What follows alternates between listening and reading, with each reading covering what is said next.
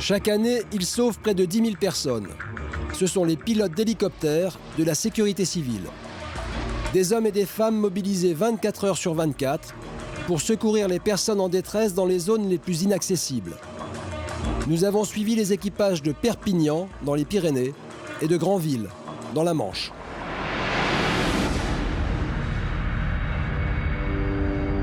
Perpignan, 11 h du matin. François est en alerte. François, bonjour. Ok, bah écoute, on décolle tout de suite, alors il n'y a pas de problème. Un randonneur vient de faire une chute dans une crevasse, en pleine montagne, dans un endroit escarpé.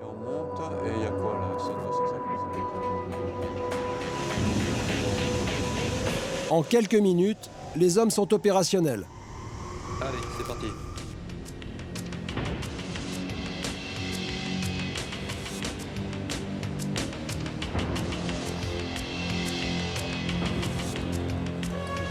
La sécurité civile, c'est 40 hélicoptères répartis sur 22 bases dans toute la France. La zone est difficile d'accès. Seul un hélicoptère peut se rendre au secours de l'alpiniste imprudent.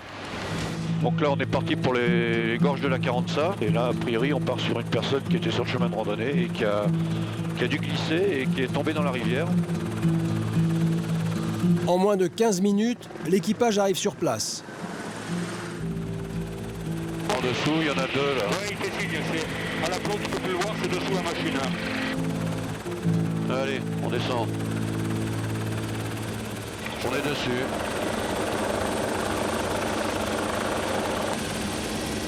L'hélicoptère travaille à quelques mètres de la falaise. Le rouge et orange, hein. Ah, mais dis, ouais. Ok, je l'ai. Bon, bah, tu peux y aller quand tu veux.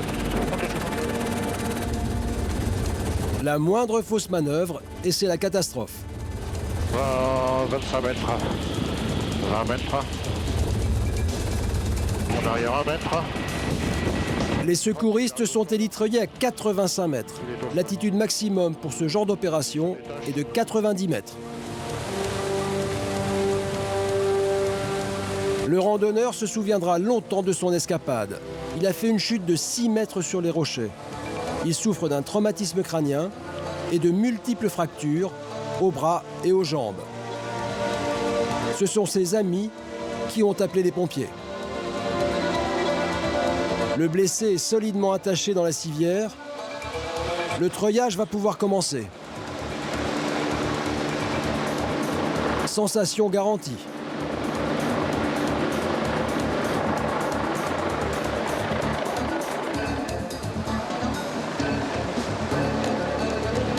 Je remonte le front.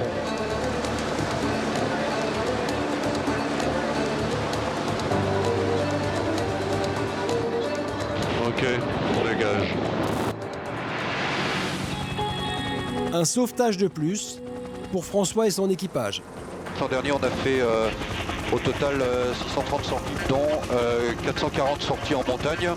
Donc secours en montagne, tout compris, c'est-à-dire recherche de personnes égarées ou des secours médicalisés sur des personnes blessées. Le randonneur sera hospitalisé dans moins de 20 minutes. En voiture, il aurait fallu plus de 5 heures. À 1000 km de là, le Mont-Saint-Michel en Normandie. Aux commandes de l'hélicoptère, Véronique, une des 2 seules femmes pilotes en France. Ici, les marées sont dangereuses et la côte accidentée. Véronique est appelée pour sauver un pêcheur en détresse. Il vient d'appeler les pompiers. Premier arrêt, le centre de secours où embarquent les pompiers sauveteurs-plongeurs. Ce sont eux qui vont descendre chercher la victime au bout du treuil. Véronique et son équipage doivent faire vite. Le pêcheur n'arrive pas à remonter la falaise. Oui, ils sont à côté. D'accord, ok. Et la marée monte très vite. Est-ce qu'on peut dire que vous êtes des kamikazes? Non. Non. Non, c'est pas un métier.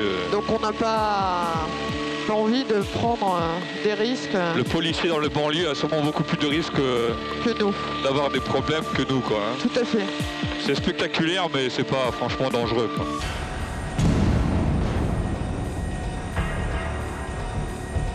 Les sauveteurs ont quelques minutes pour remonter le pêcheur imprudent. En avant pour 5 mètres. Oui, En avant pour 4 mètres. oui. 3 mètres, 2, 1.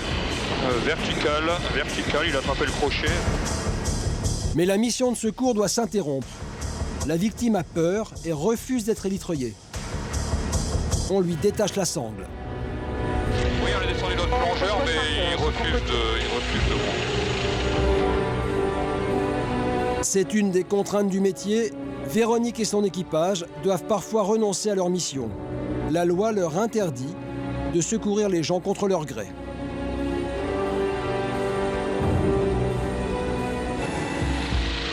Ok, je crois qu'il lui a passé la sangle. Au bout de quelques minutes d'attente, les pompiers réussissent tout de même à convaincre le pêcheur.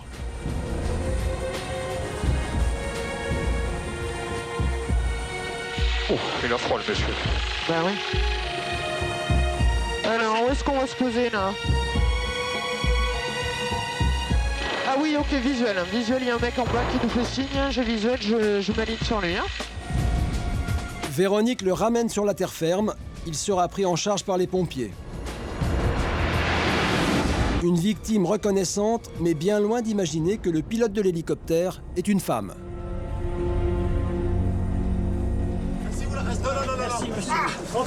Je vous en prie, c'était une dame, monsieur.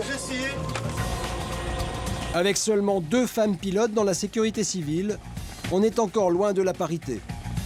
Mais pour Véronique et ses collègues, sur ce point, l'ambiance est plutôt décontractée. On met un petit coup de chauffage, hein, si ça vous embête pas. Non, vas-y. Elle est frileuse, ça c'est l'inconvénient des femmes, elles sont plus frileuses que les hommes. Ah, ça peut pas avoir que des avantages, hein, non plus. On n'a pas un métier facile, hein. Et actuellement, ça n'ose rien dire, parce qu'autrement, elle nous fait un looping, alors... Faut pas oublier que c'est elle qui a les commandes. Hein. Oui, Bah oui. malgré tout, surtout N'oublions quand on est pas, au bout du câble. Pas ou de des trucs comme ça. commentaires. Voilà. On n'ose pas.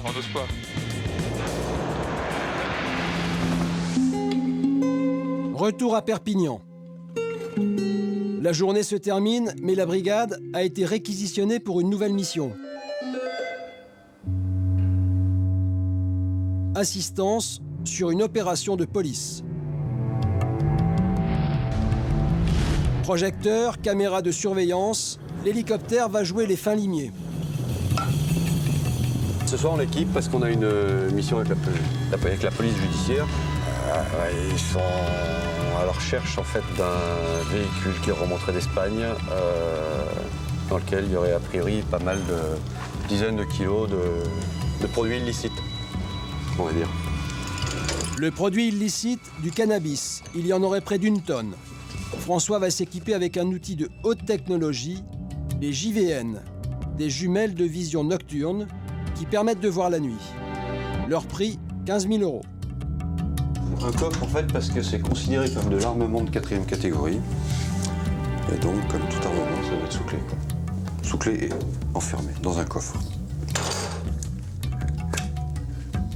Le rendez-vous avec la police est fixé à 23 h sur un parking.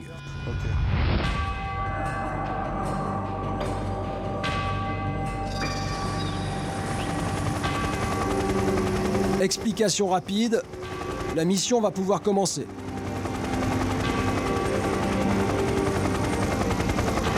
Donc apparemment, il y aurait une bonne cargaison quand même. Ça avoisinerait les 1 tonne. L'hélicoptère repère très vite la voiture suspecte. L'appareil vole à plus de 200 mètres d'altitude. Les trafiquants ne le voient pas et ne l'entendent pas. Informatif. Donc c'est ce que tu dis au pilote, on est assez haut et il n'y aura pas de souci. Le phare est dirigé sur le véhicule, un phare invisible à l'œil nu. Mais grâce à ses jumelles de vision nocturne, l'équipage le suit comme en plein jour. Au sol, une vingtaine de policiers sont en liaison radio avec l'hélicoptère.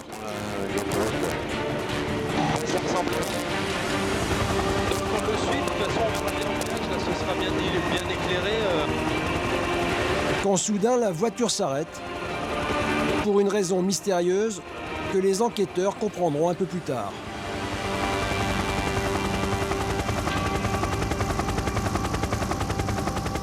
Pour l'hélicoptère, la mission est accomplie. Après 4 heures de vol, retour à la base.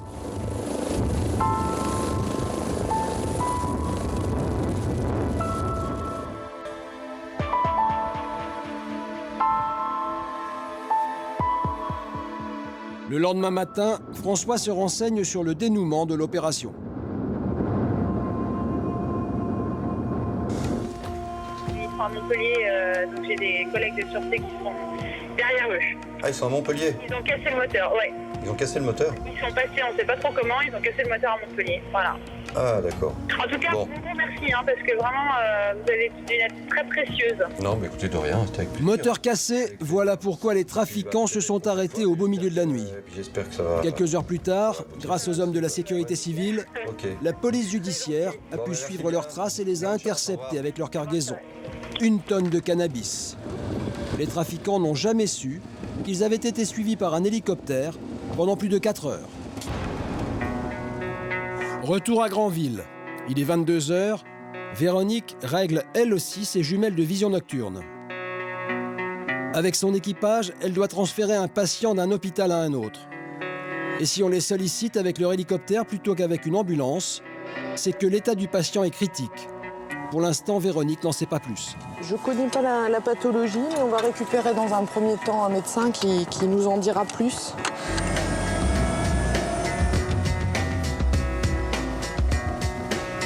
Première étape, le SMUR de Granville, où le médecin des urgences attend l'hélicoptère avec impatience.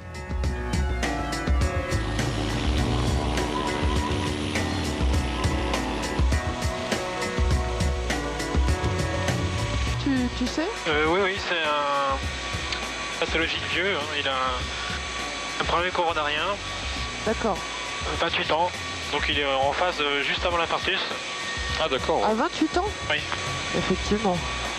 On n'est pas tous égaux. Pour cette mission, chaque seconde compte. Un homme est au bord de l'infarctus et il attend l'arrivée de l'hélicoptère à l'hôpital de Saint-Lô.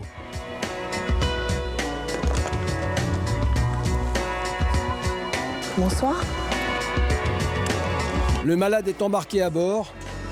Il doit être transporté au CHU de Caen, le seul de la région à pouvoir lui offrir les soins nécessaires. L'hélicoptère repart immédiatement. Il est transformé en hôpital volant pour surveiller en temps réel la santé du patient. Pour faire ce trajet, une ambulance aurait mis au minimum 1 heure. Avec son hélicoptère, Véronique arrive à l'hôpital en moins de 20 minutes. Ah oui, nickel, impeccable. Super agréable. Ah bah oui. Bon, il me manquait la vue. Ouais, non. Ah bah oui. Malgré le danger qu'il court, le patient a gardé le sourire. L'infarctus ne s'est pas déclenché. L'hélicoptère lui a peut-être sauvé la vie. On a l'impression d'être utile, de servir à quelque chose. Concrètement, je veux dire, dans un regard, on va voir le soulagement des gens de nous voir arriver, bon, des fois l'étonnement, mais on ne parle pas forcément, mais on sent tout de suite qu'il y a une espèce de reconnaissance.